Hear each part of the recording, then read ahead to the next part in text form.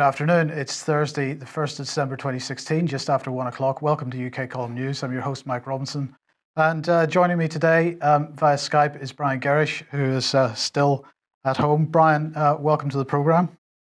Thank you very much, Mike. I'm still at home. Pleased to say I'm feeling better, but still a few bugs floating around. So I'm in a safe zone at the moment. Okay. Well, look, we're going to get straight on with it because we've got a lot to get through today.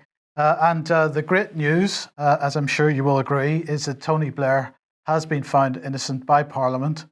And this was following the debate in Parliament and vote yesterday, led by Alex Salmond of the SNP and also Caroline Lucas of the Green Party. They were attempting to hold Blair to account for misleading Parliament leading up to the Iraq War. Well, there was a debate and everybody decided that actually it's perfectly all right. Everything that Tony did was fine. And of course, this kind of sets a precedent for future behaviour by leaders in the UK. This is a travesty, Brian. Well, it's a travesty, Mike, but of course, totally expected because let's just put ourselves in the shoes of the MPs. I know that's a difficult thing to do, but let's just do it. They know that if they allowed a proper process to go through against Tony Blair, he was to be brought in front of a court of law. They are all liable to the same treatment. So I don't think this is to do necessarily with Tony Blair as an individual man protecting Tony Blair. This is because if they allow a proper process of law to take Tony Blair, of course, that process of law is capable of taking any of them. And they don't want that to happen. So we've now got a real indication that the British Parliament in Westminster is above the law. And let's remember that it was Tony Blair back in the year 2000, who via IPPR, the policy group, said that his vision of the future was appointed people who would be the new leaders of society. So Tony Blair himself was pointing to Britain 2016 beyond, where we would be led by people who were appointed, nothing to do with democracy. And that being the case, we can expect those people to be above the law. So what's in my mind, the British Constitution Group conference at Westminster, and what was the topic of that? The fact that Britain is now a lawless state. And we have a parliament which thinks it's above the law. Winchester, of course. But anyway, the other aspect of this, Brian, is they want to give Tony a clean bill of health because, of course, he wants to worm his way back into British politics. Well, that's true, Mike. But I did read something in one of the newspapers earlier in the week where Tony Blair was actually saying, I'm not really sure that I can come fully back into mainstream politics because the public and the press in particular are going to be so aggressive. And I was quite interested with that because I thought it gave us a little look into his mind, that he knows that out there are millions of people who, if they could, would have him in front of a court for war crimes. So he may be putting on a brave face, but I think inside Tony Blair's actually a very frightened man. But yeah, the judgment in Westminster, complete whitewash to protect all MPs, whatever their crimes. Absolutely. And of course, the other person who likes to protect people's crimes is Alison Saunders. Well, indeed. And although this took place at the beginning of the month, one of our viewers kindly flagged it up. And I thought it was important because she was giving evidence in front of one of the committees. And if we just pop on to the next slide, we'll get the important information. Because what she was actually saying was that basically we need to stay in the European Union arrest warrant system. If I can read this, there is a package. I can read it. It says there's a package of measures that we think are really important. They are not just the obvious ones, such as the European Arrest Warrant, which is absolutely vital and of which we make a great deal of use. It starts right at the beginning. The package around the European Arrest Warrant works because we have also SIS2, the Schengen Information System. That helps us because when we issue European Arrest Warrants, we do not just issue to a particular country, we go to all 27. That package is absolutely vital. Yeah, so there we are, Mike. This lady is saying, well, hang on a minute, we can't move away from the European Union because we need to stay using the European Arrest Warrant system. In the information which I read around this, she was also saying, well, it's very slow, it's very difficult to set up agreements with individual nation states. So all of the very regimes that we've had in the past are apparently now too difficult. We must stay locked into the EU in order to participate in their pan-European arrest warrant system. And of course, if we stay in the arrest warrant system, we're going to have to stay linked in with the European police force system. What are we getting here? We're getting another clue. There is no Brexit. The agenda is to keep the UK fully locked into the EU system. Absolutely right. Now, I wanted to bring this up again because we mentioned this yesterday. This report in the Italian press accusing the Financial Times of an act of financial terrorism. And this was over this article here, basically threatening multiple bank failures in Italy if Prime Minister Renzi loses the referendum. Now, I said that this referendum was about whether they want to be in the Eurozone or not. Of course, it's not about that. What I'd intended to say was whether they wanted to bring down the Eurozone or not. And of course, this is why the Financial Times is getting so upset about it. So the referendum itself is about constitutional reform and Renzi attempting to remove some senators and so on. I'm not quite clear yet what that constitutional reform package means for Italy. I want to look at it in a little bit more detail, but what is clear that that one of the things that Renzi wants to do is to push through a package of financial reforms, which the European Union doesn't like very much. And just to give sort of a bit of an impression of where Renzi's coming from, he had a package of aid, for example, for people from that were affected by the recent earthquakes in Italy. And he wanted to give them a package of money. The European Union said, no, you can't do that. You can only give half of that amount. And so really, there is a schism developing between the Renzi government and the rest of the European Union. This referendum is part and parcel of that. They want to make sure that he doesn't lose that referendum. And they're getting pretty upset about it, should he do so. So, Brian, we're seeing the same kind of situation in so many different countries in Europe.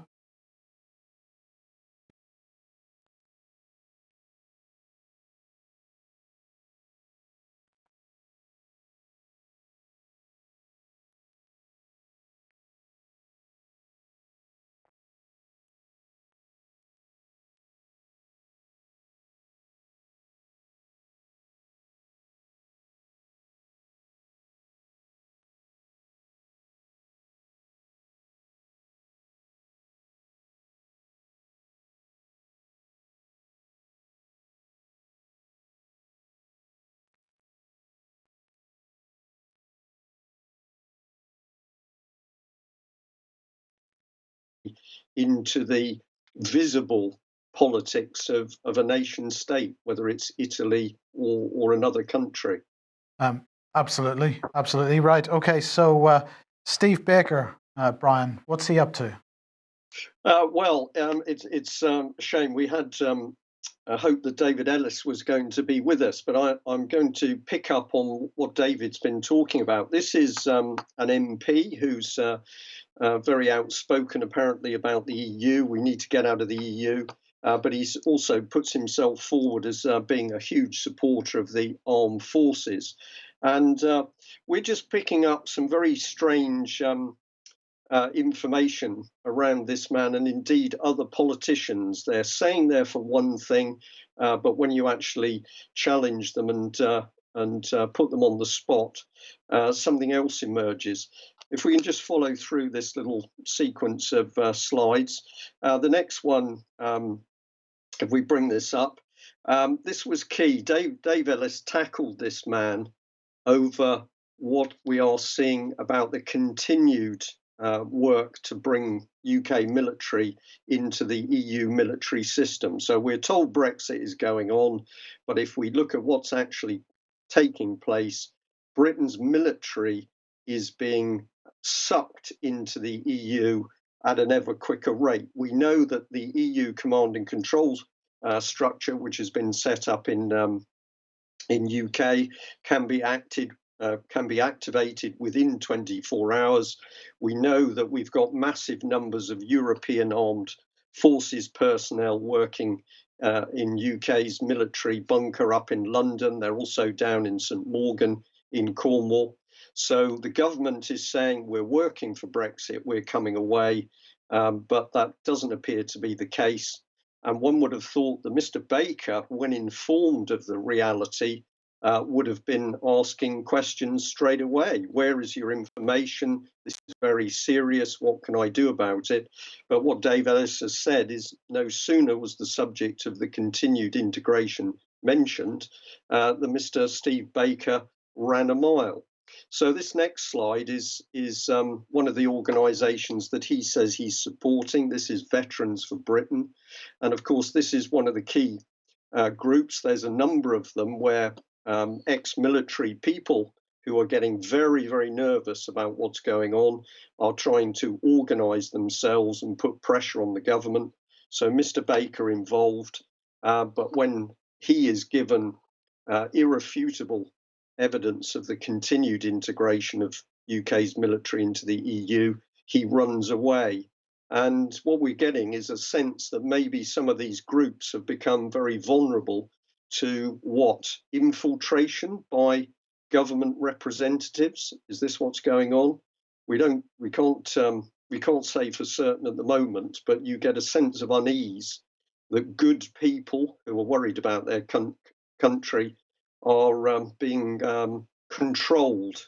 I think the right word is. Yeah, Brian, I said this to you a week or so ago. I've noticed a number of cases recently of the Charity Commission getting involved with veterans groups and criticising veterans groups and beginning to start investigations into these groups. And I don't know what the reason for that is, but I just begin to, from what you've just said, I begin to smell perhaps a political agenda there.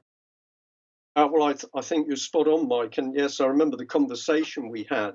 I think that what this is about is, of course, retired ex-military people are exceptionally dangerous to the government because they're trained people. They know how to organise themselves.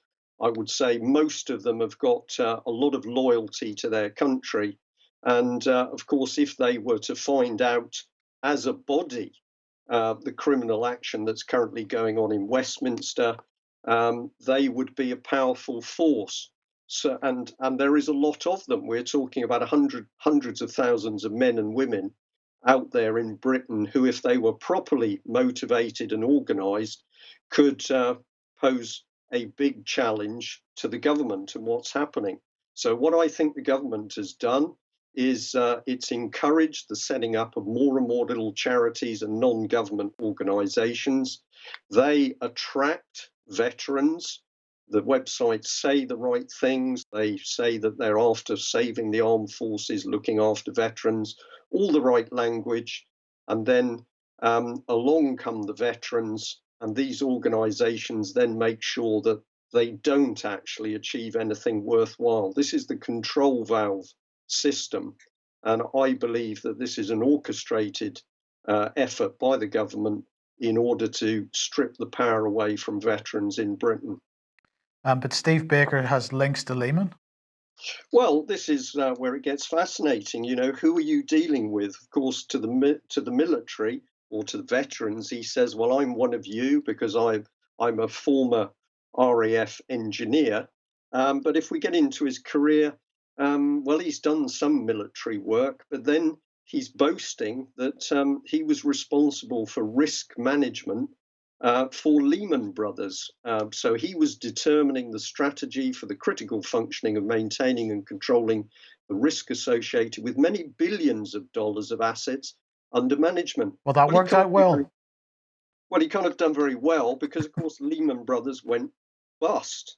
So how is it that this ex-military man can be boasting of his skills in the banking industry when the bank he was working for and risk managing goes bust? There's something going on here, and we've come back to the banks yet again. So if we bring David Cameron up on screen here, we're just reminding people of the sorts of thing Cameron was saying, because apparently he was fighting for our interests, challenging the EU. But what I wanted to highlight is in this report going back to 2015, we actually had Steve Baker, leader of Conservatives for Britain, said it was increasingly clear that EU membership is not compatible with either parliamentary control of domestic law or our borders. So Steve Baker said that back in 2015. So how is it that in 2016, December 2016, Mr. Baker is running away from information saying the same EU, which is dangerous to our borders, is sucking in the UK military? Something doesn't stack up. And of course, the evidence is there. And another reminder here, this is a report where whatever the papers were saying about Cameron, truth was coming out here from Luxembourg Prime Minister Bettel, President of the European Council, says that ever closer union is the aim of the EU. And that is exactly what we're seeing continue. Brexit, as you have said, is a psyop, it's a complete lie. Absolutely. So, arrogance, ignorance, and collaboration with a foreign power. Well, we've covered this one before, but this is. We have, but let's bring it back in, because I have to say that the UK column has been on the button so many times in the past. So let's have a look at this one. This was a report from months ago where we were saying what is going on with senior officers. So the UK column exposed that the Franco-British Council was one of the charities that was used to bring in this defence arrangement with the French. The British public were never told about it. There was suddenly an announcement of a 50-year pact with the French. And this whole thing had been stitched together behind closed doors with the help of the charity, the Franco-British Council. Now, apparently all of these senior officers, they were the ones on screen there, none of them knew anything about it. And they still don't know anything about it. They are rather so arrogant that they don't bother to pay attention to what people say to them, or it's utter ignorance, or it's something else. But if we have a look at this amazing letter, retired Army Major wrote Telegraph on the 29th of November. This was sent through to me, and we've got a retired major commenting on the situation in the Navy. So here's the title: Disarmed Navy. Sir, Admiral Sir Philip Jones, the First Sea Lord, commentary November 25th, admits that the Royal Navy has been contracting for the past 38 years, his entire career. He also says that all RN ships that have the surface-to-surface anti-ship missile, the Harpoon, will have it withdrawn next year. You just press, it will go on to the next bit, Mike. There we are.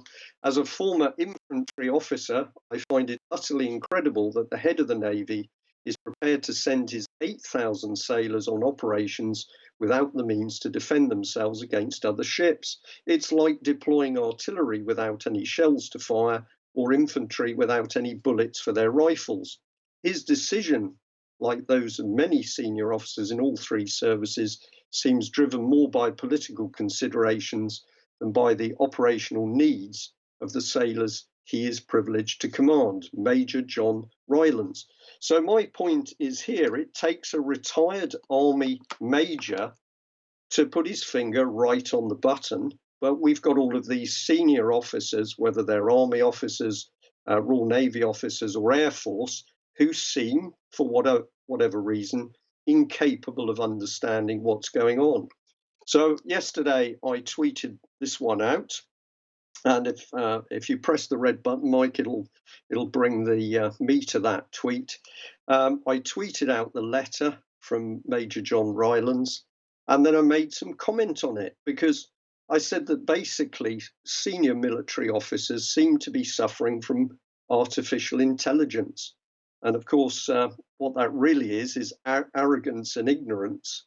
And so, despite all of the reports in the press, the fact that we haven't got any engineers, we haven't got any missile systems, we haven't got operational aircraft carriers, fixed wing aircraft, maritime patrol aircraft, missiles, we haven't got any of these things. These senior officers apparently still don't understand that the Navy is, the military is simply being decimated.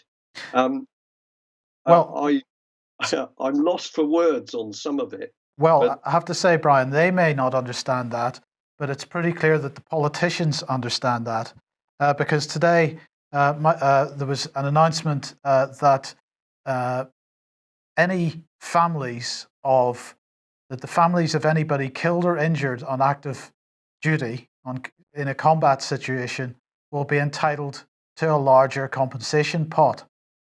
And what this is about is a limitation within the law, because there's a common law limitation on the circumstances under which compensation can be paid. So this results in a lot of court cases then where families feel that they are owed a little bit more. They go to court and say, for example, somebody is killed or injured as a result of faulty equipment or poorly provisioned equipment, and that would not be covered under the common law situation. So they go to court to try to get a judgment. And what the government is saying is, well, we want to increase the compensation available so that we discourage families from going to court to get this extra compensation. And Fallon is saying here, our armed forces put their lives on the line to keep us safe. This new scheme will mean a more generous payments to anyone injured or the families of those who are killed in combat. But basically, what it seems to be to me, Brian, is a clear acknowledgement by the government that they're hollowing out the military from the middle. They're going to be liable for many more of these types of court cases in the future, and therefore they want to try and sort of sidestep all that.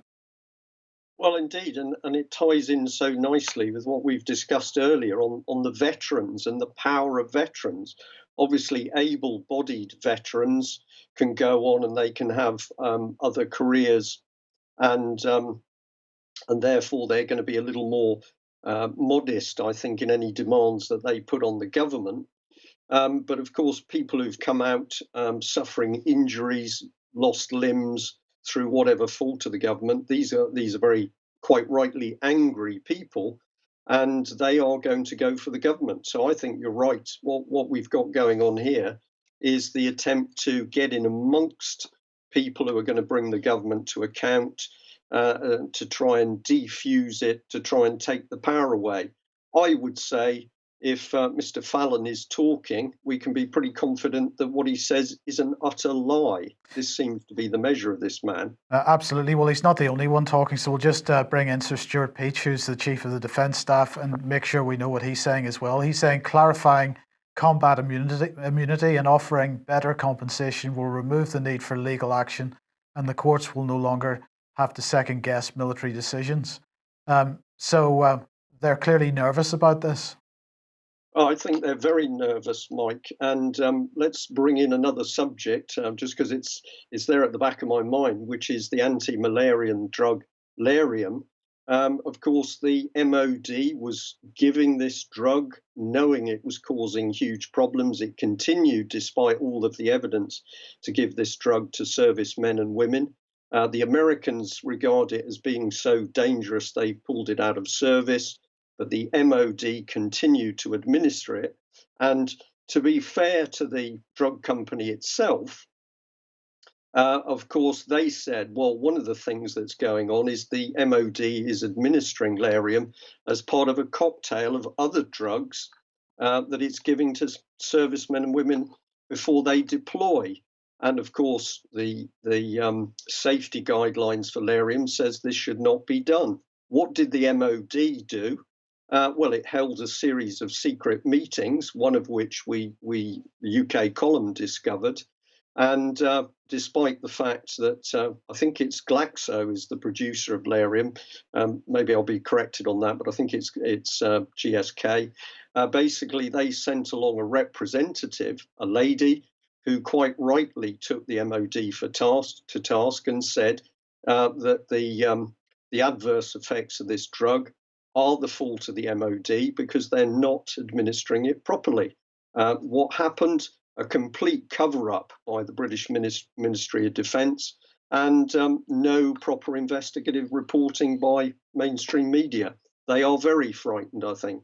Okay, well, look, just before we move on, surely this suggests very strongly that the lessons of Gulf War syndrome were never learned, rather. Well, it depends what we think Gulf War syndrome was and was designed to achieve. At the end of the day, I think the evidence is overwhelming that the British Ministry of Defence and the US Ministry of Defence knew full well that the cocktail of drugs that were being given were causing problems, and certainly the evidence that's come forward from the hundreds of thousands of victims subsequently shows it. But if your agenda from the outset is to damage the physical and mental health of troops so that you're removing the effectiveness of those forces and you're producing a river of damaged veterans, if that is your primary objective, then they've done extremely well. It follows with Larium. And I can imagine somebody listening to that statement and saying, well, my goodness, why would the British government want to hurt its own servicemen and women?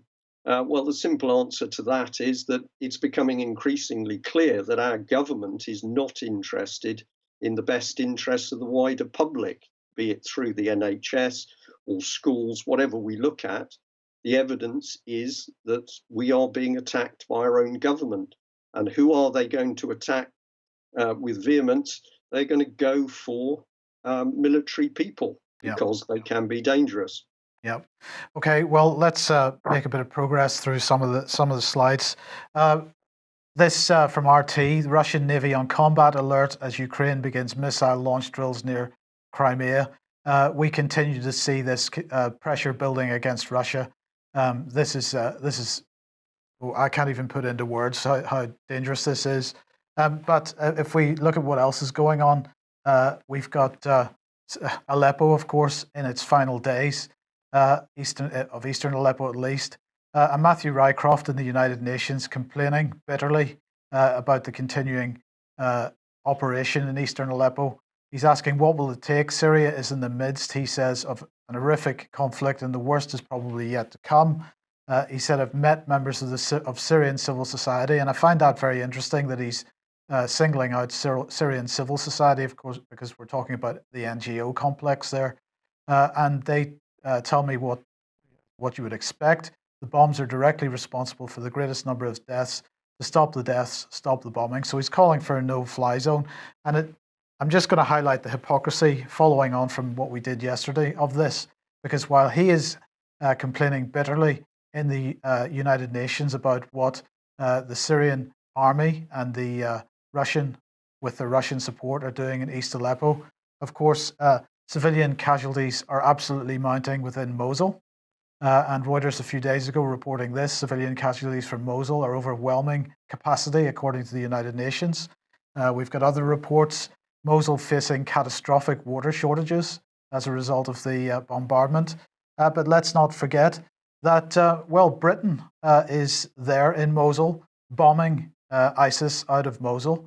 And Brian, it staggers me that the hypocrisy in this, that we can be complaining bitterly about one exercise to remove terrorists out of one city, and in a very nearby city, at least in global terms anyway, we are ourselves involved in exactly the same type of operation, but that's okay. It's okay that Iraqi civilians are being killed and injured by our bombs, but it's not okay if Syrian civilians are being killed by Syrian and Russian bombs.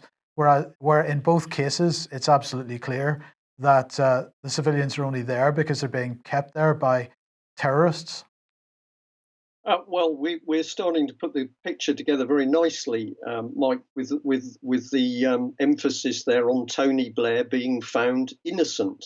So Blair, who clearly lied to the British public in order to start the wars going in Iraq, in the Middle East, he's protected.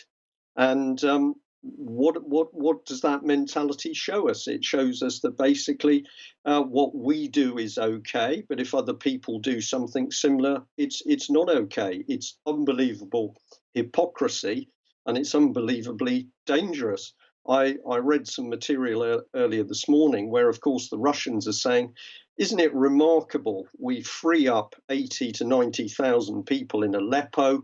We actually, for the first time in months, well, years, give them access to food and water and proper supplies. And what are the Western powers talking about? Increasing the sanctions.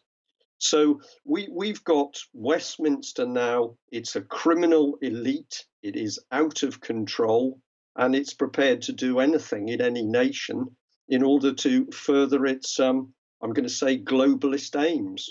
As you say, very dangerous. Absolutely, and of course, we rightly criticise Westminster, but let's not forget British media, and particularly Channel 4 News, which continues to be absolutely, can't even think of an adjective for it. They are appalling in their presentation of the situation in Aleppo, and continue to be unbelievably aggressive with people coming on to be interviewed.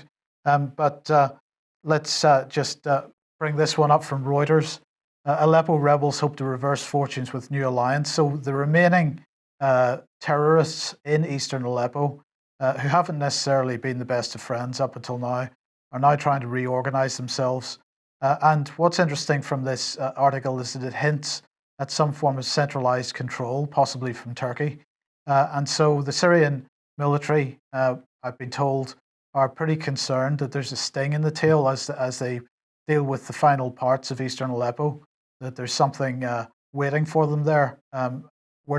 They obviously don't quite know what resources these people have in eastern Aleppo, but there certainly seem to be hints that this is starting to reform. And just before we move on from this, a quick reminder that Vanessa Beeley will be heading back to Syria in the not too distant future. Would like a little bit of financial support if anybody's willing to. If you'd like to help her with that, please go to her website, which is thewallwillfall.org, and there's a donate button there. Okay, Brian, the Conflict Stability and Security Fund. Yes, well, this is remarkable. Sometimes when we're putting items together for the news, you start off going one direction, you're not quite sure what you're going to get. I found this, and I was very intrigued. So here we are. We've got a debate that was going on in Parliament. This is 28th. National Security Advisor questioned on the Conflict Stability and Security Fund. And I'd never heard of that. I didn't know what it was. I certainly didn't know it had £1 billion to play with. I think if you just move on that slide, here we are. Yeah, the background and likely topics for discussion. The CSSF is a pool of government money worth more than £1 billion a year that is spent to address conflict and instability overseas. Now, the inference for this, of course, is this is all milk and honey and kindness. This is the British government looking at how it can assist in areas of conflict overseas. £1 billion made available.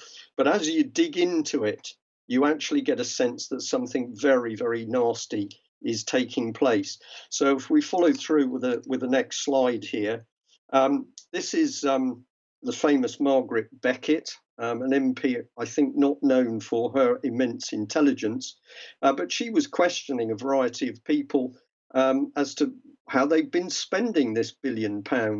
And I think we should be able to call up a highlight. There we are. These are some of the witnesses. And I was just fascinated. Who are these people who've got access to £1 billion worth of UK government, and how is it being spent to help people? Well, follow on through, because I thought the best way of dealing with this was a diagram. So one click and we should call up the relevant parties. Here we are. So we'll start and work round clockwise. We've got Dr. Stephanie Blair, a director from Opium. It does look like opium, doesn't it? But it's it does look like opium. Yeah. But fascinating, because this company, which is worth about £63,000, is just Stephanie and another man. So I wonder how they suddenly have access to £1 billion. Then we've got Rueri Nolan, head of research and engagement at Peace Direct. So here's one of the famous charities and NGOs, and if you dig into them, you're not sure what they're about. We've got Adam Smith International, Miles Bush. He was one of the witnesses, and I'm going to come on to them in a minute. We've got Rebecca Crozier, head of Middle East and North Africa Programme, International Alert. And then what a surprise, we got the World Bank. But of course, if you look at their website, they may be the World Bank, but they are working for health and happiness and well-being of everybody in the world. And we've got Actis with a very interesting little symbology on the A. And this is tied in with the University of Exeter. So my question is, who are these people, and how have they got access to £1 billion, and what are they doing with it?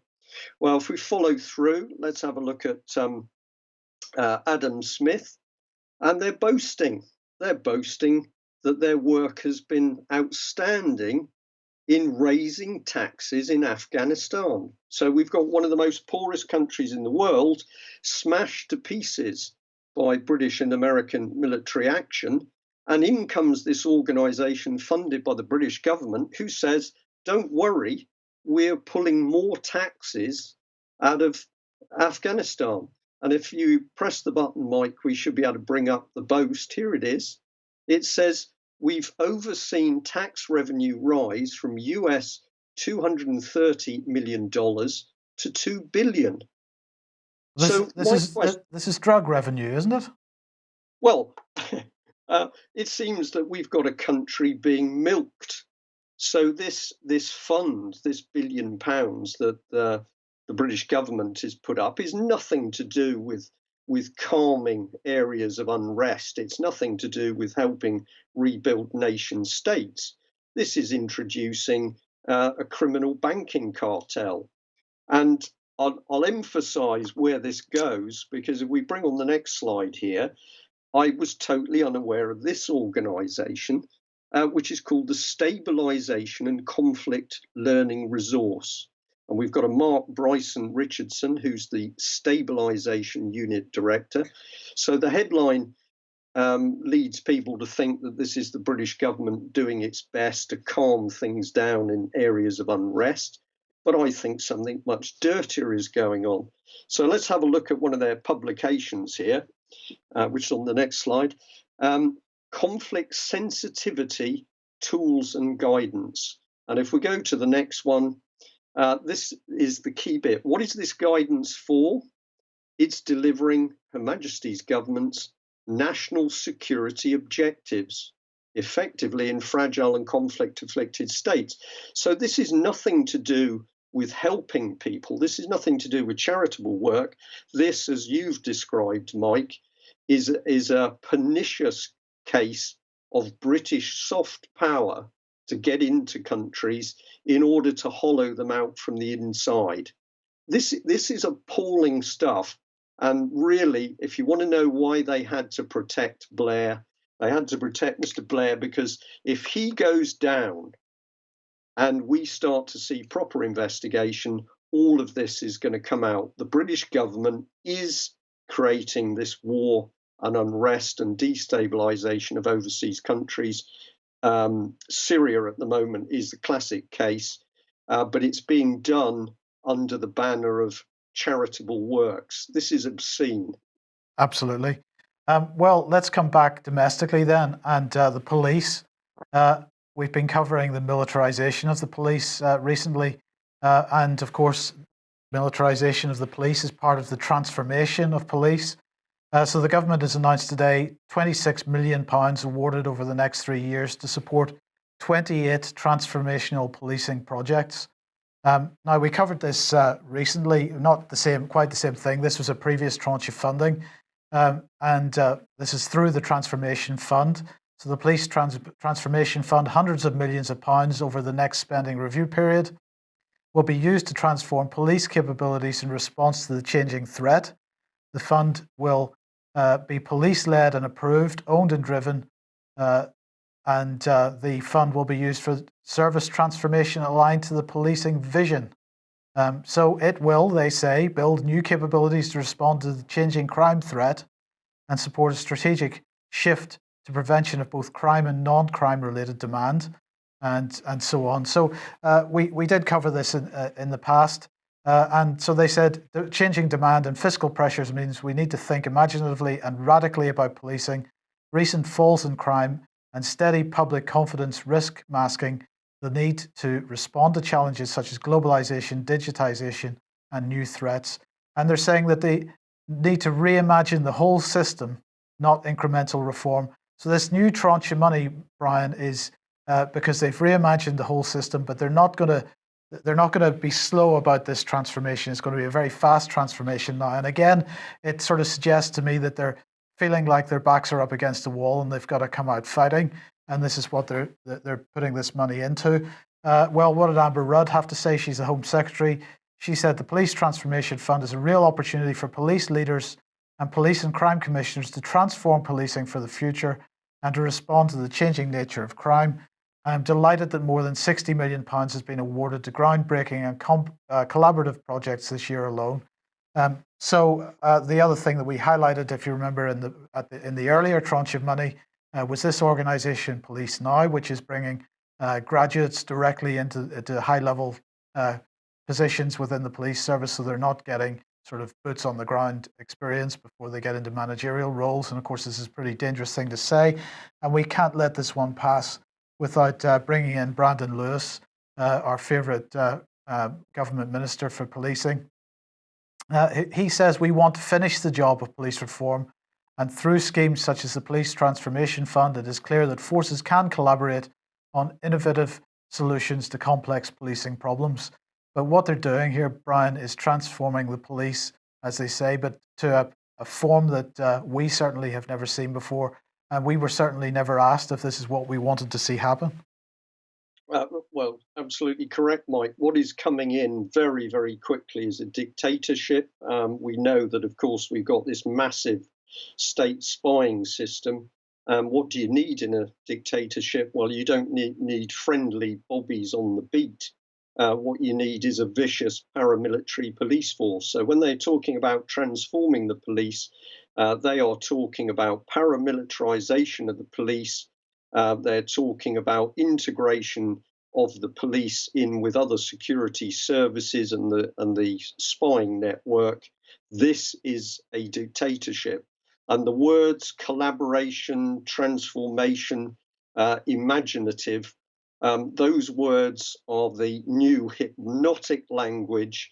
This is the language of the government machine, which is changing everything around us. They don't care whether we've asked for it or not asked for it. This is the drive. This is immensely dangerous. And of course, it's all been done on the idea that there's this world terrorist threat. We're all going to be murdered in our beds. Where has the terror threat come from? Well, that's been manufactured by the British and US governments in order to follow the rest of this agenda through. But we've seen already on the news today, we've got Alison Saunders saying we must stay locked into the European Arrest Warrant.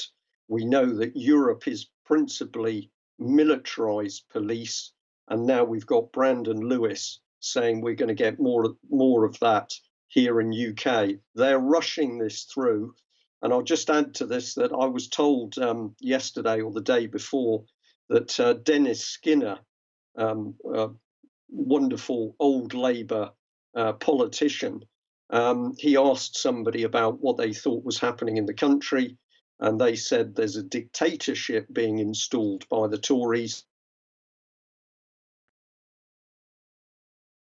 And on that note, Brian is gone. Well, that's unfortunate we didn't hear the end of that story, but we're pretty much at the end of the program anyway. I'd like to thank Brian for joining me today. Hopefully he'll be back in the studio tomorrow. I'd like to thank all our viewers for watching today, and we will be back at 1 p.m. as usual tomorrow with David Scott. Thanks for joining us, and we'll see you then. Bye-bye.